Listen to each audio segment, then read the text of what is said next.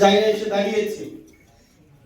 আমরা এই জায়গায় আজকে আমরা যারা আছি, নানা মতের মানুষ আছি, নানা পথের মানুষ আছি, কিন্তু এই মানুষগুলো আজকে এক ছাদের নিচে কিভাবে আসলাম? আপনারা দেখেছেন আওয়ামী যে বর্বরতা, আমরা এটাকে আওয়ামী লীগের সময়টা বলে আওয়ামী জাহিলিয়াতের সময়। এই আওয়ামী জাহিলিয়াতের সময় আমরা দেখেছি বিভিন্ন মতের ত্যাগ দিয়ে বিভিন্ন বিভাজনের রাজনীতি টিকিয়ে রাখার মাধ্যমে আমাদেরকে শোষণ করেছে, আমাদেরকে শাসন করেছে।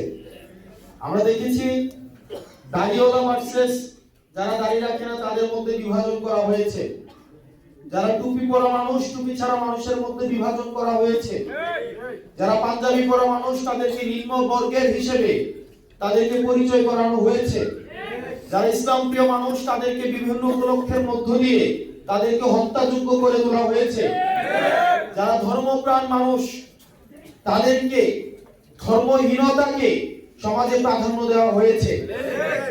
আমরা এমন একটি পরিস্থিতির মধ্যে দিয়ে গিয়েছি, লগি বৈঠার সময় থেকে শুরু করে সাতটা চত্বরে যেভাবে নির্মমতা আওয়ামী লীগের আমরা দেখেছি, আমরা পীরখানার হত্যাকাণ্ড দেখেছি, আমরা প্রেসক্রিপটিভ আমরা তিনটা ভারতীয় প্রেসক্রিপশনের আমরা তিনটা ইলেকশন দেখেছি, যেখানে আমরা দেখেছি জাতীয় পার্টি ভারতে মিটিং করে এসে আমাদের সাবেক পররাষ্ট্রমন্ত্রী ভারতে মিটিং করে এসে সিদ্ধান্ত নেয় যে কে সরকারি দল হবে এবং কে বিরোধী দল হবে।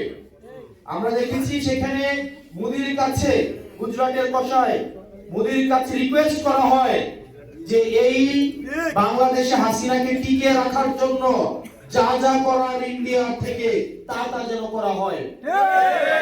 বাংলাদেশটা নামমাত্র